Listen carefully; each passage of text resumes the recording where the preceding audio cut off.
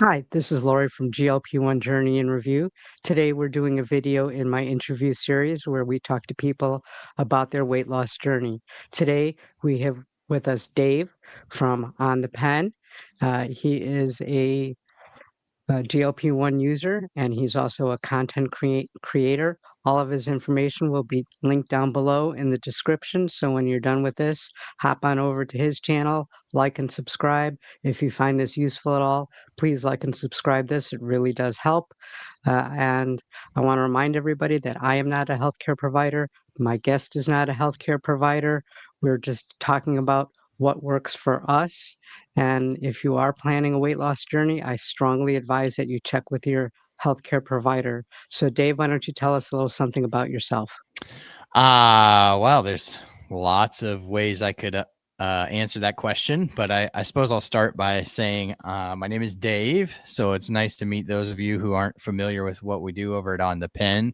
I run a obesity medicine news platform called On the Pen, where we try to bring obesity medicine news from the patient perspective that empowers patients to have more competent, confident conversations with their doctors. Very complementary to what you're doing here.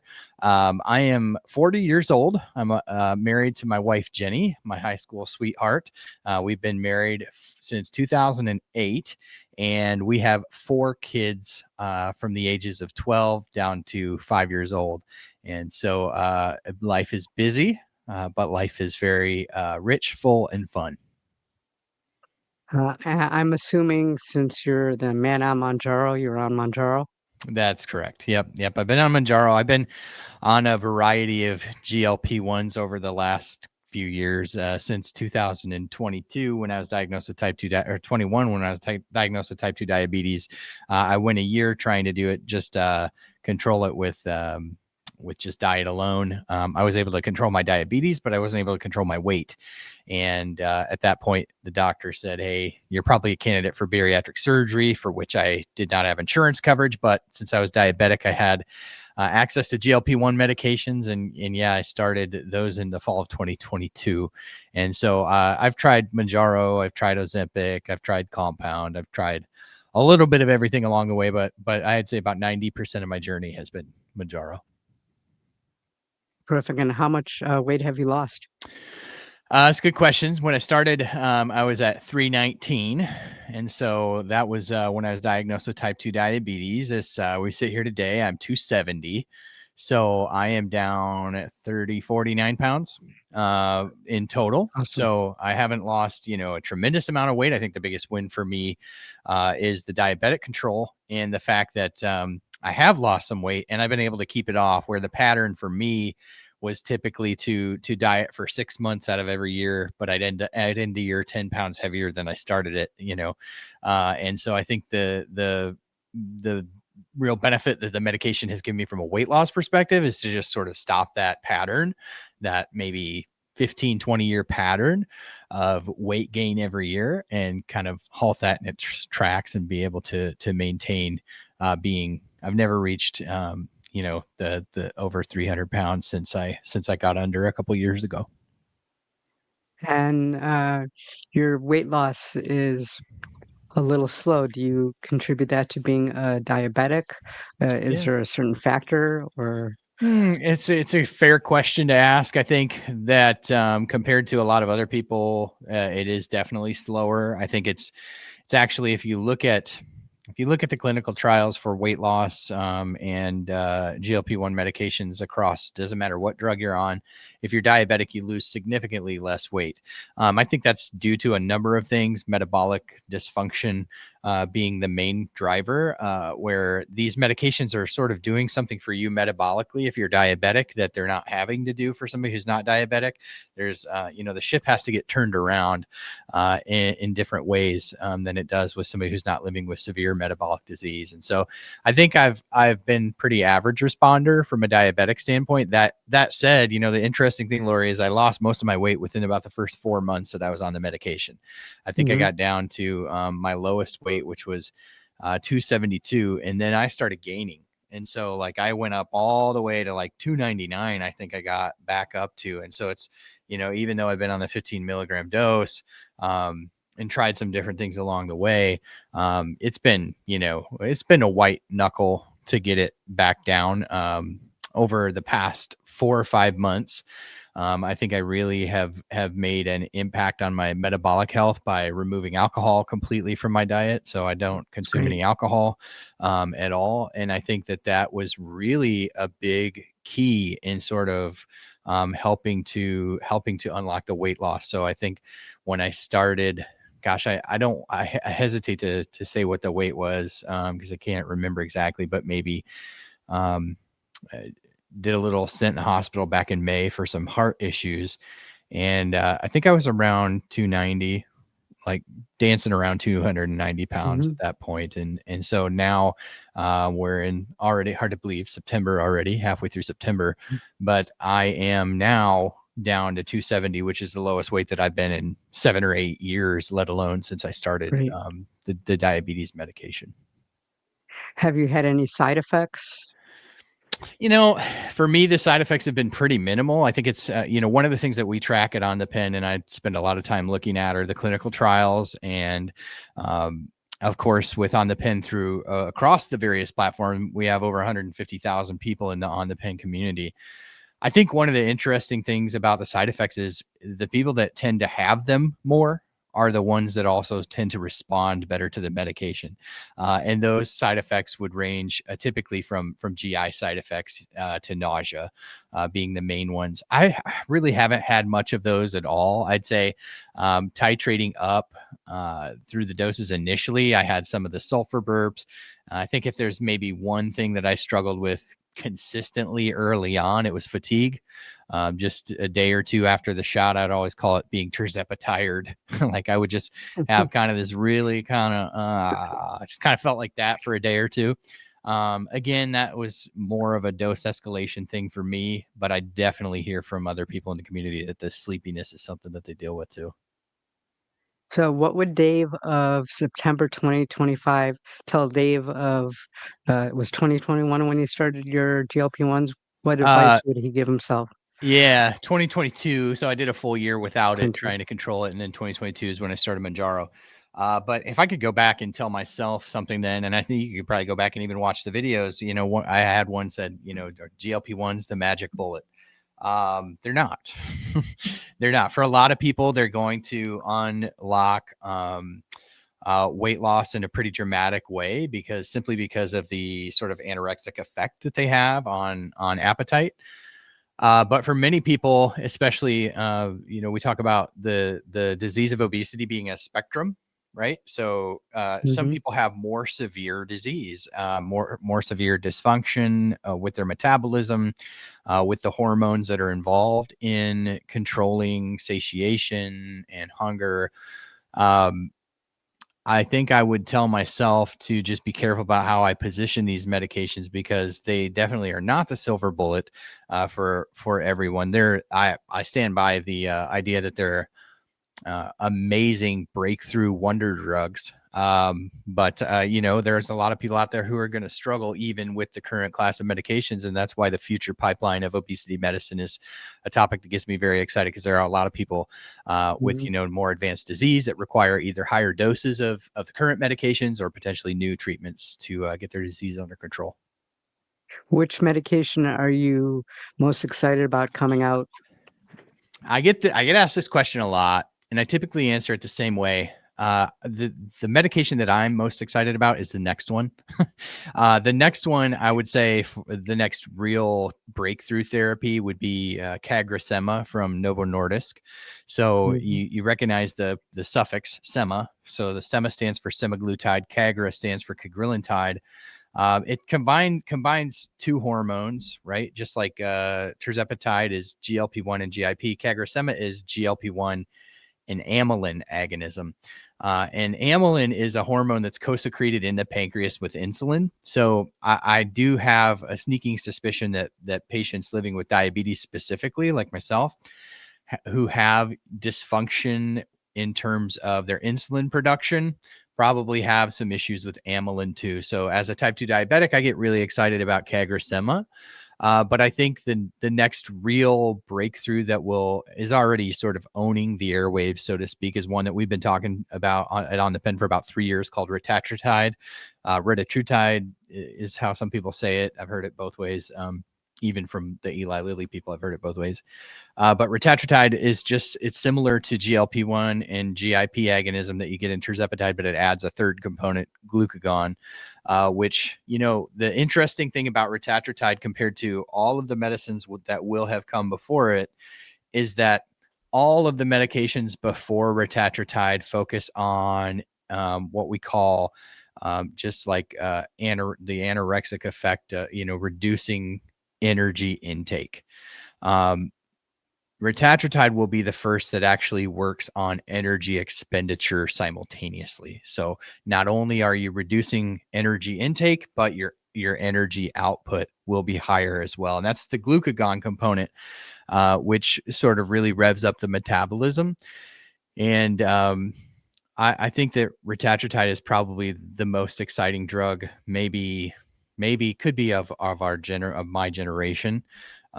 There's a lot of obesity medicine in the pipeline, but I think retatrutide will really change the game, especially with the things that they're looking at in terms of treating advanced liver disease and some things that there just isn't a lot of hope for right now in the current treatments. And so I think that one probably gets me the most excited. But as a patient, I just want the next thing to try to see if that's for me, and that would be CagriSema. So, what, by lack of other terms, off-label use are you most excited Mm, about? Like, they say it helps with heart disease, liver disease, Alzheimer's, yeah. Parkinson's, and so forth. Which one gets you the most excited? It's hard not to be excited about all of those different areas that they're looking at. Um, I think interestingly, when you think about maybe some of the chronic conditions that are out there that don't have a lot of hopeful treatment, I think perhaps Alzheimer's, and what they're learning about. I mean, I feel like maybe for 10 years, even before I got into GLP-1, I would hear a lot about the discovery of this idea that the gut is like your second brain, in this gut brain connection. Of course, we see that with GLP-1 medications, GLP-1 being a naturally occurring hormone that's made in your gut in response to eating food, and all the dysregulation that happens there. So we've learned more about this gut brain connection, but what they're learning with Alzheimer's in terms of insulin resistance and its contribution to the buildup of amyloid plaques in the brain, and the potential for GLP-1s to slow that progression of early Alzheimer's, I think gives hope to anyone who has lived or loved someone with dementia or Alzheimer's. There's just not a lot of hope once you get that diagnosis, and so maybe some early interventions with GLP-1s could potentially slow that progression or that development of amyloid plaque in the brain and help you to be yourself for longer, or for you to love your loved one as you know them today for longer.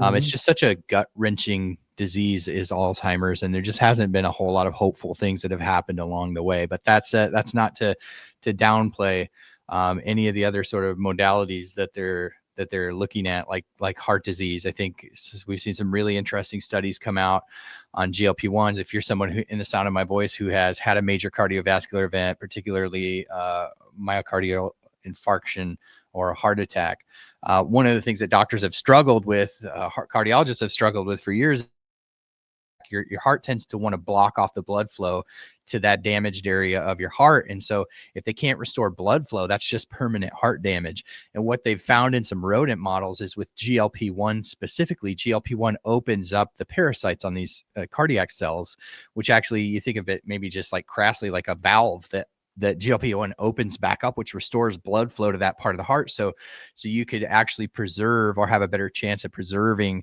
your heart function after a major cardiovascular event. And that's unique to GLP-1.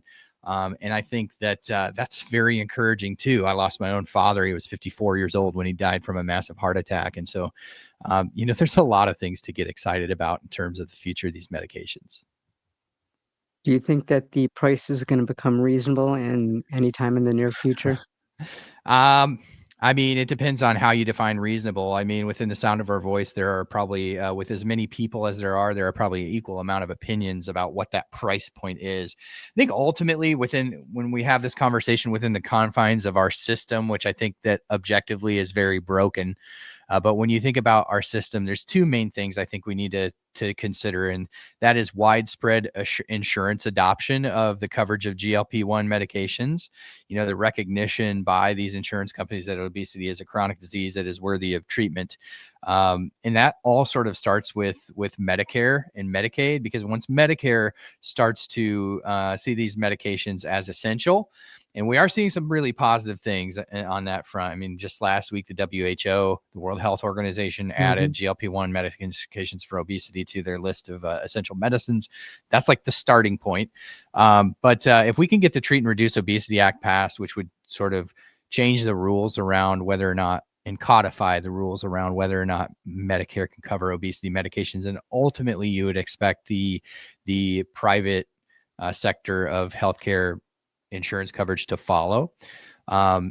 If and when we can get that to happen, which is why I really strongly encourage everyone that listens to On the Pen to go over to the Obesity Action Coalition. They're sort of the drivers behind the Treat and Reduce Obesity Act, and get behind them, become a member. You can become a member, I think, for free, or maybe even like $20 a year, but just to support the work that they're doing. And I myself have gone out to DC several times, once on my own, once with the Obesity Action Coalition, to darken the doors of our representatives. Contact your representative's office and let them know your experience, especially if you've struggled to get coverage for these medications. I think in the short term, the answer is no. The compounds are sort of the answer to that. But I think in the long term, when we're talking like maybe 3 to 5 years from now, I think the competition will inevitably drive these medications down to more insurance adoption.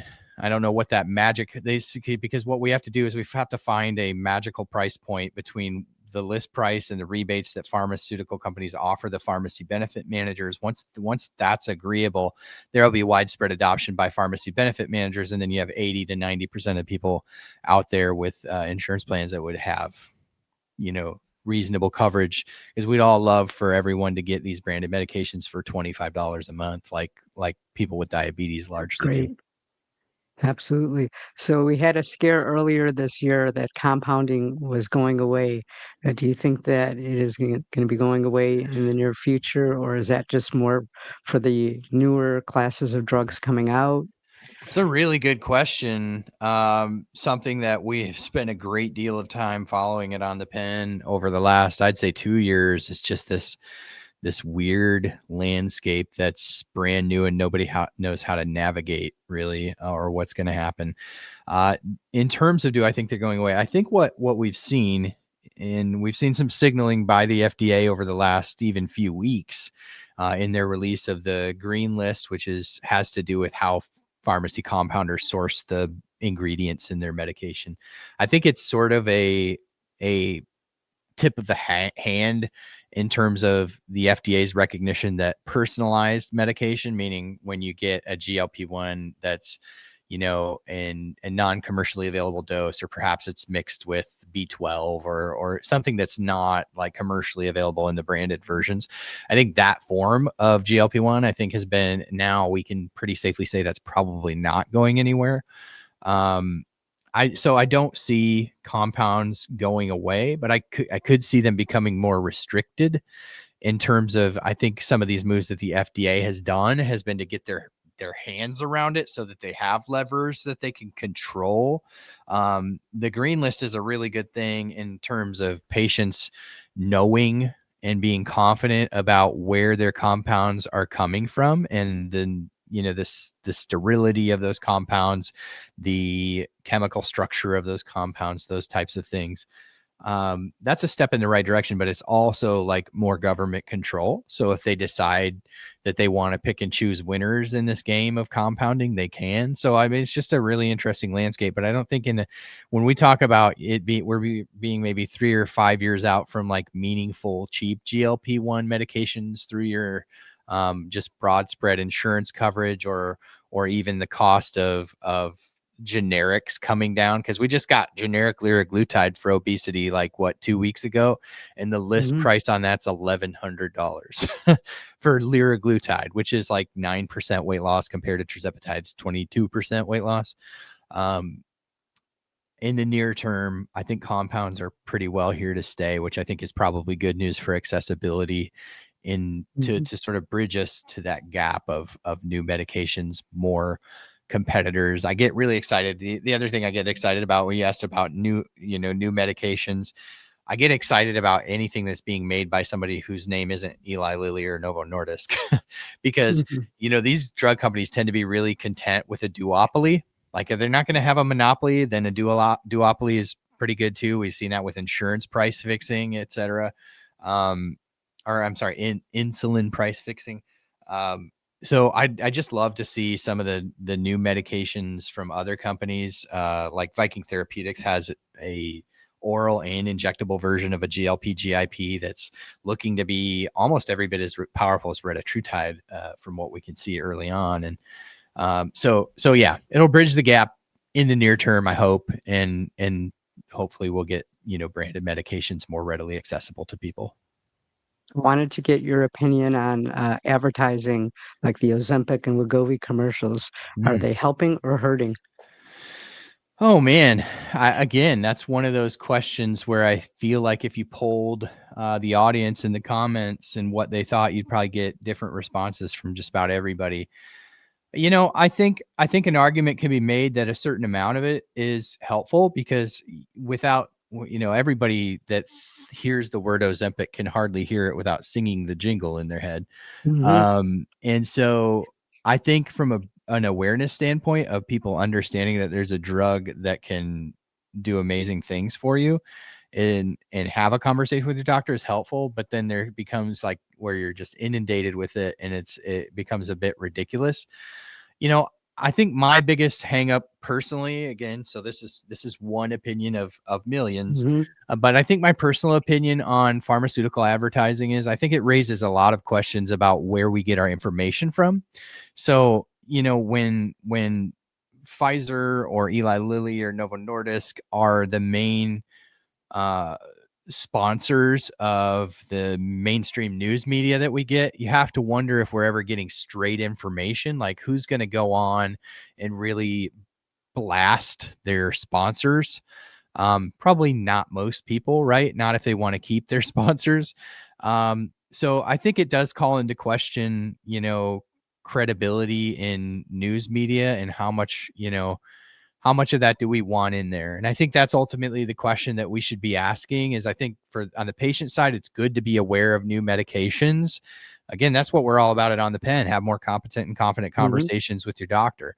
That said, I think the conversation to be had is how much influence do we want any large company to have over the news that we consume? And so ultimately, I think that's the question that needs to be asked.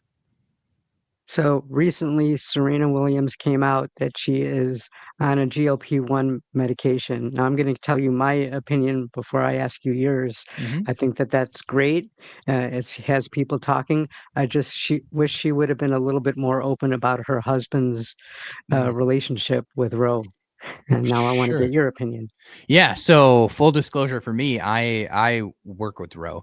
Roe, I'm a community advisor for Roe, and so when this news came out, I was elated. I thought Mhm. this is the best thing that the Serena thing does. I think is it forces a broader conversation in society, right? So we have all these, Lori and Dave have a conversation on YouTube, Mhm. and our little tribes of GLP-1 users listen and they go, "Yay, we like what you say," but still you get the random person that comes across the content and they're like, "You just need to eat less and move more." That's where the broader conversation needs to happen. And so I think the real magic of Serena's, um, I think, like obviously she made a ton of money on it. I mean, there's no doubt about it. Every major celebrity, that's what they do, is they sell their influence. Mhm. To a certain extent, that's what I do. On the Pen has a following, and so we get sponsors, and so like just sort of the way that the world works in terms of being more open, Serena being more open about her husband's involvement. I don't know that, that was anything that tried to be covered up or hidden, because in terms of like, what is she going to do? Come on the commercial and be like, I'm Serena Williams, I'm using a GLP-1 and I'm using Roe. Oh, my husband works there too. Like, that's just not how advertising generally works. But I think it's always fair to imply, if somebody of notoriety is talking to you about a product, I mean, you ought to be able to deride that there's financial interest there. Yeah, so I guess I didn't really have an opinion about it. I knew about it Mhm. um, early on when I was learning about Serena's partnership with Roe. There wasn't any bones made about it. They're like, yeah, her husband serves on the board here at Roe, and so she's been using these medications. They're working really well for her. I thought that the conversation was one that needed to be had, and so I can understand the criticism, but I also think like a lot of people that jumped on that criticism early on were just, frankly, competitors of Roe. Like, but, you know, I guess I can see where people would struggle with that, but I personally didn't. Now, through your journey, it's obvious that you've used several types of GLP-1, compounded brand name, and so forth. Have you noticed differences between all of them, or? I mean, the main difference that I noticed was definitely the difference between using Ozempic and Mounjaro.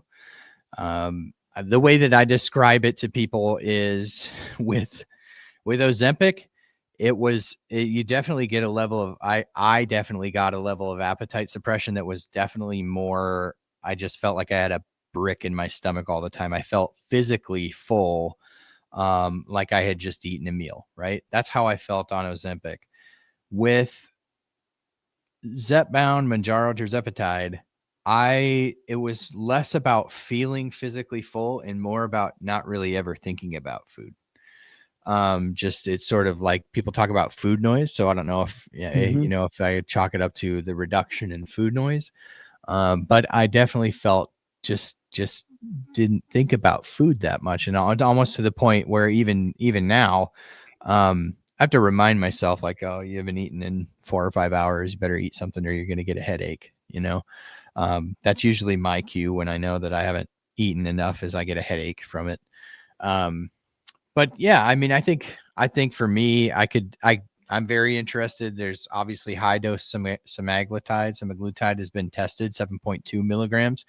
And when you get there to up to those doses, you get pretty close to the weight loss that you achieve with at least average clinical trial weight loss as tirzepatide. So I would be interested to try higher doses of semaglutide, especially when you look at the weight loss for people who are diabetic who use semaglutide. They definitely will need higher doses to achieve pretty meaningful weight loss. So that was the main difference that I had seen. But my experience with compounds is very limited.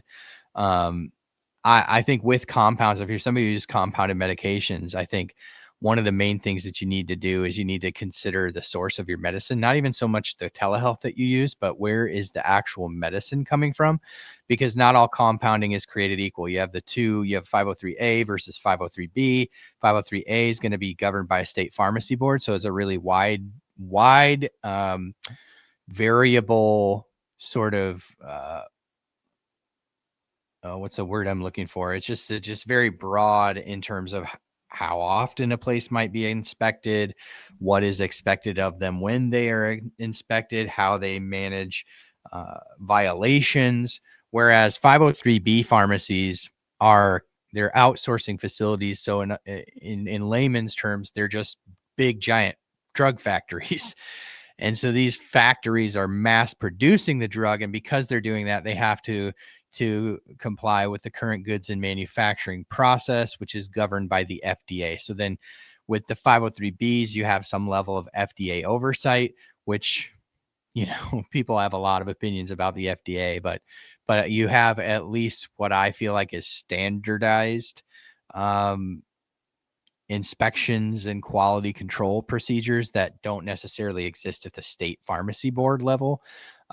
So just being aware of where it's coming from and then knowing where to look, the FDA, if it's a 503B, or the state pharmacy board, if it's a 503A, in terms of what is that specific pharmacy's track record in safety and sterility, and how have they how many violations have they had recently, and how have they responded to those violations. I'm going to start this question off with saying I should have known better, but when we first heard of the uh, world's favorite nation coming to play, I never thought they would do to the UK what they did, just raise their prices rather than Mm. lower ours. What's your opinion on that? I mean, I think that is all playing out in real time. So it's hard to know what's going on exactly with that. What I will say about the raising of the prices in the UK, I think that the UK had to sort of expect that, regardless of whether most favored nations came in. I think it definitely becomes part of the most favored nations conversation in light of the executive order. But when you look at Mounjaro, for instance, when they launched in the United States, when you launch in a new market, rolling that drug out is an extremely unique process, especially when there's an existing drug on the market that you're competing with. In the United States and the UK, you have a second to, well, not even second. I mean, because there were older versions, but less effective. But if you're just going by efficacy standpoint, you had Ozempic here. I mean, well before you had Mounjaro, and the same thing in the UK. Okay, so when you consider that, when Eli Lilly first brought Mounjaro to market, they were giving it away in the United States too. Basically, I don't know if you were around back then or how long you've been on a GLP-1, but essentially anyone could be prescribed Mounjaro, diabetic, non-diabetic, didn't matter. And then you could go download a savings card, take it to your pharmacy, and regardless of the status of whether or not your insurance covered it, you got it for $25. It was an absolute heyday for people because they got a taste of this medication, and it was an amazing time. And then all of a sudden they're like, record scratch. Now you need a type 2 diabetes diagnosis. And so the rug was pulled out from under a lot of people who then went, I've either got to pay full price for this or I've got to go to compound. So there was a massive price increase for a lot of people that were on Mounjaro. Here, the systems are different, so it's hard to compare apples to apples. In the UK, again, they were, the Mounjaro, UK was the first place in Europe to launch Mounjaro, and it launched at a very, very aggressive price point. So I think they had to some way expect that Lilly was going to adjust that price. Now, on the topic of the most favored nations, they haven't lowered the price here. I can't remember what the deadline was to be compliant, but I think we're right around that time. And it's going to be interesting to see because Lilly has another drug that they're going to launch in early 2026, or, pending FDA approval, and that's orforglipron, their small molecule GLP-1 Hmm. pill.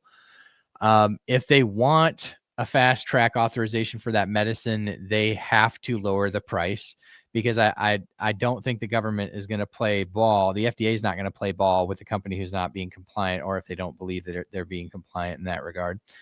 And then we heard just yesterday from an Eli Lilly executive that they maybe aren't planning on doing that with orforglipron, which is a whole nother can of worms. But, I do expect that we will see this calendar year a drop of a price. I think it'll come first, maybe with Wegovy.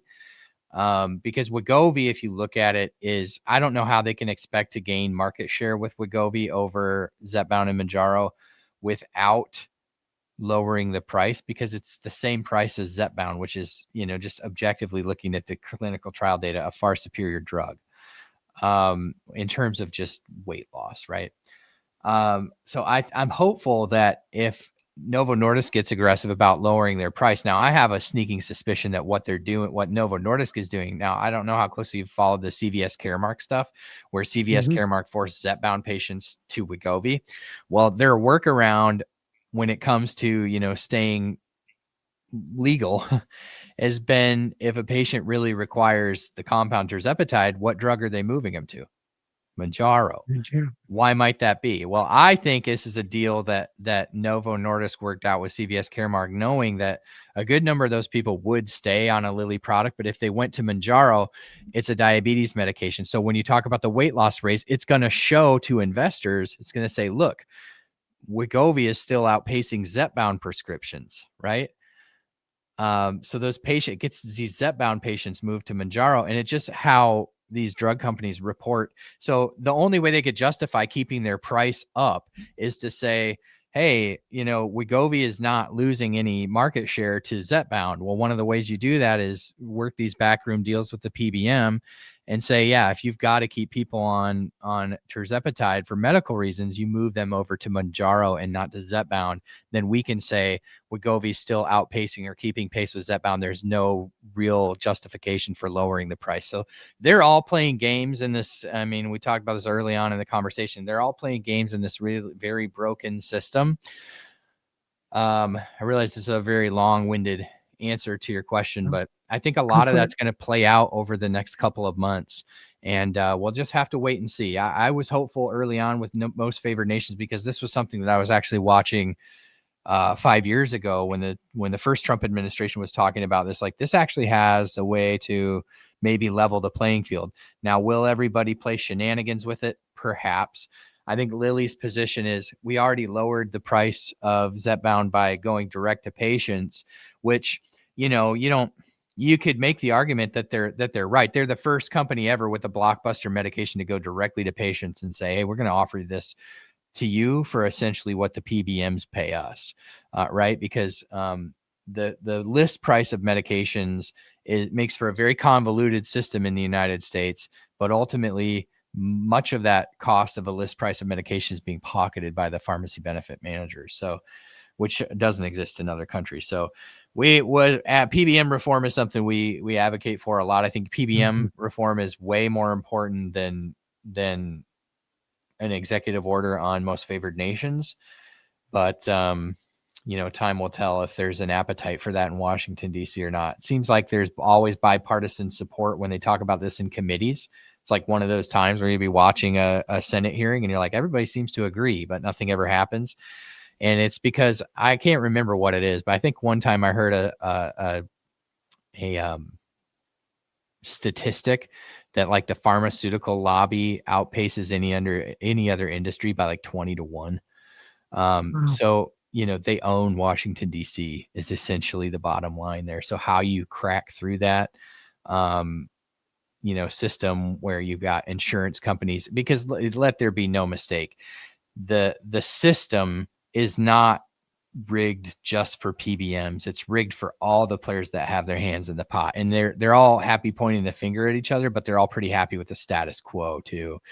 And so this is just my opinion, but if we could get PBM reform, I think that would be a major step. And one of the positive things is that you see a lot of states moving to reel in these PBMs. I live in the state of Iowa, and we've just passed some really meaningful PBM reform in the past session, which and other states are doing it too. So if you live in a state that has some pharmacy benefit, a lot of people hear PBM, they're like, I don't know what that is. Essentially, pharmacy benefit managers is the company that your insurance company partners with to distribute and handle your insurance benefits on the pharmacy side. So with your prescription drugs, after the Affordable Care Act was passed, which capped how profitable an insurance company would be, essentially what happened is the insurance companies just went out and bought all the pharmacy benefit managers up so that they could recoup their lost revenue that way.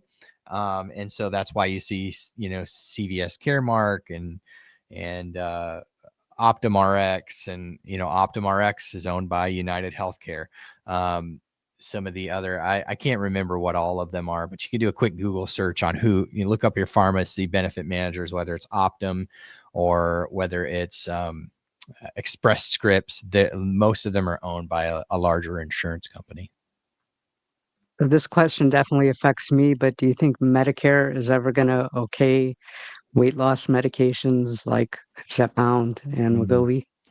So I think this is one where you have to give the flowers where they're due to Eli Lilly and Novo Nordisk when they have gone and done the work of doing these clinical trials for things like obstructive sleep apnea heart failure, liver disease, osteoarthritis, because those are what we call backdoor indications that are allowing a certain segment of the Medicare population to get on these medications.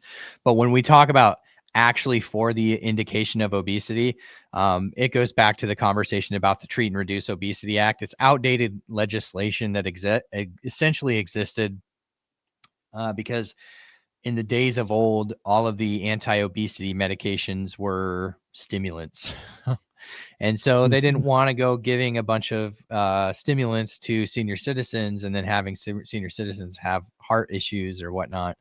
And so it's an outdated piece of legislation that really needs to be looked at.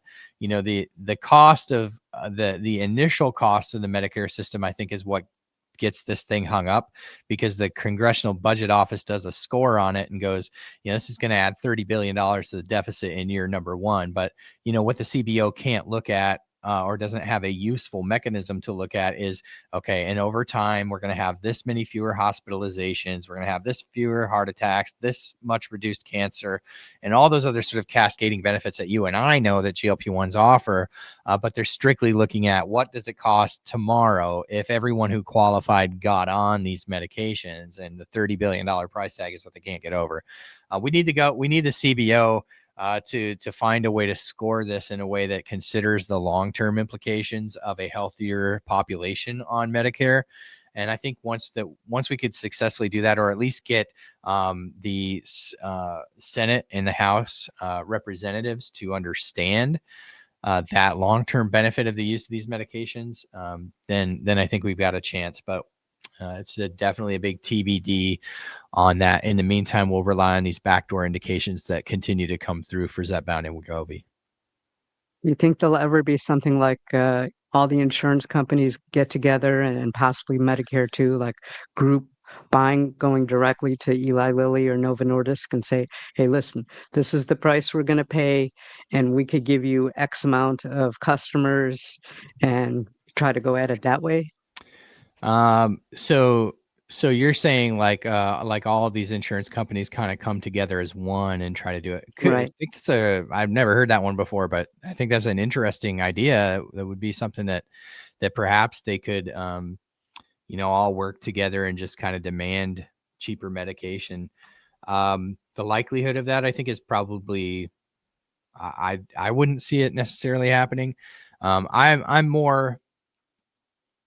more hopeful that as this landscape unfolds and Lilly and Novo stop being so hyper focused on shutting down compounds, that they'll develop and allocate the appropriate resources to figure out a way to get more widespread insurance adoption. I think, to be honest with you, I think part of what the frustration of the pharmaceutical companies part on compounds isn't necessarily that they're like losing a bunch of sales to compounds, because I think they're pretty well selling what they can make. Novo Nordisk has had a little bit different take on that, but Eli Lilly has publicly said that compounds aren't slowing down their sales. But I think their larger concern is that when they brought these medications to market for obesity, they sort of thought that the demand for them and people's desire to see them covered on their insurance plans would move people to action with their employers, that employers would start making demands of the insurance companies, and then the insurance companies, to stay competitive with each other, would ultimately add GLP-1s to their formularies and more standardized care.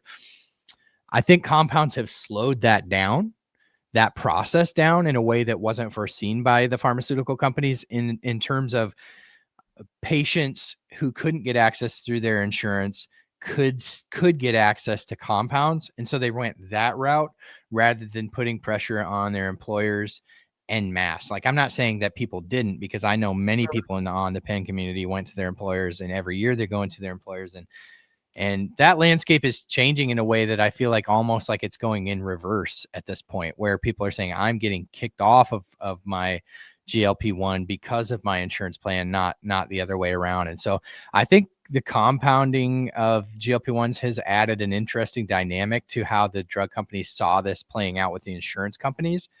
That said, I also think that the existence of compounds is largely the reason that we have Lilly Direct and NovoCare, where you can buy straight from the pharmaceutical company, because at the end of the day, um, it created a level of competition that doesn't usually exist for a new drug on the market, right? And so Mhm. in that sense, it's just been, I think, the wild, wild west for a lot of people to try to figure out what the next best move is.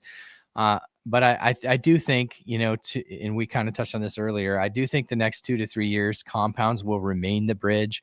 But I think over time we will see more expanded access to the branded medications as both competition and new novel therapies sort of bring down the cost of the current treatments. Now, both with content creators and the GLP-1 community, you can't even think GLP-1 news without thinking Dave on the pen. So why don't you tell us about On the Pen? So sure, I appreciate the opportunity to do that, Lori. I started on the pen really because when I started the pen, there wasn't any information about it. I could come online and I could always find somebody's story of losing a dramatic amount of weight on Ozempic, but I couldn't find anybody telling me how these drugs work, how they develop these drugs, what's the long term impact of these drugs, and what are the future of these drugs look like.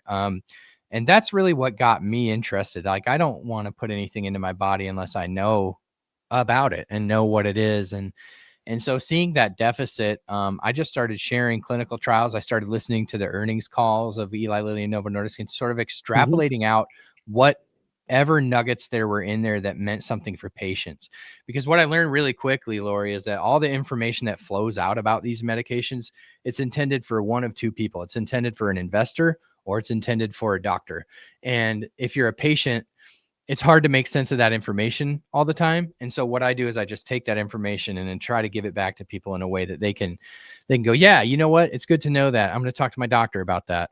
Or even on the insurance side and the savings card, navigating, okay, I got a prescription for this, but I went to the pharmacy and they said it's going to be $1,100. Well, have you looked at the savings card? What's that? How does it work? And it's just helping people navigate that stuff. Anything that helps people to get more access to better care and to be more informed is what we're all about and On the Pen. And so, it's just grown very organically just because I think we're trying to do right by patients. We're trying to do that without being beholden to any particular special interest like a compound pharmacy or a pharmaceutical company, or we just really try to give people the information as it comes out and make the best of it. And of course, you're going to get a little bit of my own personal take on things, but I've been so in the weeds on this now for 3 years, and I've gotten to know, the executives of Lilly and Novo Nordisk. I've gotten to know the executives of the major compounding pharmacies and the telehealth companies, and so I just have a unique insight because the pharma people know the pharma people, and the compounding people know the compound people, but the two shall never meet. And I feel like I'm sort of that bridge for patients to kind of like make sense of all of it. Terrific. So again, tell us, you're on Substack? Yeah, so I'm really anywhere that you can find social media, you'll probably find some level of presence from On the Pen. If you type in obesity period news in your browser, just obesity.news, it'll take you to my Substack. And Substack, it's just a newsletter. Just put your email address in there, you'll get a newsletter. If you want to get more involved, you can click on the newsletter and it'll take you to Substack. That'll allow you to comment and thumbs up and do all that stuff. But if you just want a newsletter, it's that. If you want a social experience, it's that too. It's just however much you want to get involved. And then of course, we're over here on YouTube. We have a podcast wherever you listen to podcasts, Facebook, Instagram, TikTok. We're in all the places and kind of like some of it's the same content across it, but a lot of times, like I put a lot of stuff on Twitter that I don't put anywhere else. I put a lot of stuff on YouTube that doesn't go anywhere else. And so it's like wherever you're following me, you're going to get good content and you're going to get unique content. And we all know Dave is the guy to go to for any news. What would you say to somebody just thinking about starting GLP-1 medications? I think that what I would tell those people is you're not alone. There's a whole community of people who have acknowledged that they're living with a disease that likely requires medical intervention to treat long term. And don't be ashamed of that. Don't be ashamed of that. There are medications here to help. One of the phrases that I use over and over and over again is, you know, GLP-1 medications aren't the easy way out. They're simply leveling the metabolic playing field to give you a fighting chance at getting to a healthier version of you. There's metabolic dysfunction taking place in the people that live with obesity and diabetes that doesn't exist in the casual person who's been able to just maintain their weight throughout their life. And so that's not to take away from anybody who's been intentional about their health and manage their weight well, but with the disease of obesity, it's a unique set of circumstances that oftentimes requires, more often than not, medical intervention to treat long-term and successfully. So don't be ashamed, and know there's a whole community of people that are here to help. One of my last questions is, you've had a health scare recently. How are you? Oh, thank you for asking. I'm well. I feel like I'm the healthiest I've been in my adult life. Again, I attribute that to just staying engaged with my health and using the numberless scale that I've been using. That keeps me engaged with the scale, because what I found about myself to be true is, like, when I'm stepping on the scale every day, I'm engaged in the decisions that I make throughout the day way more. But what I've also found is, when I step on the scale and I feel like it's betraying me, I don't engage with it for weeks or months.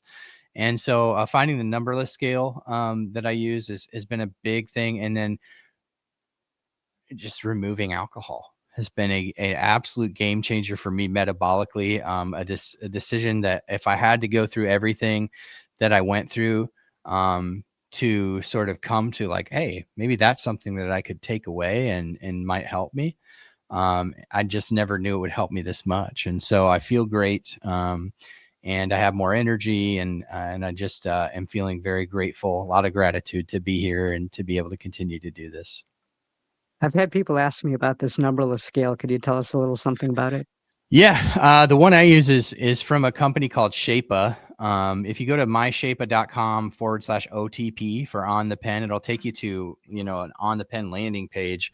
But the idea behind the numberless scale, like, I was introduced to it back in April, and it's now, I don't know when this will air, but it's the middle of September. Um, when I got on it, I was like, what is the point of a numberless scale? But when I got on it, I realized it doesn't even give you any feedback until like day 7, because it's giving you a pattern of your health instead of a daily number, right? You can tweak it to make it show you a number, or to feed your weight into a different app or whatever.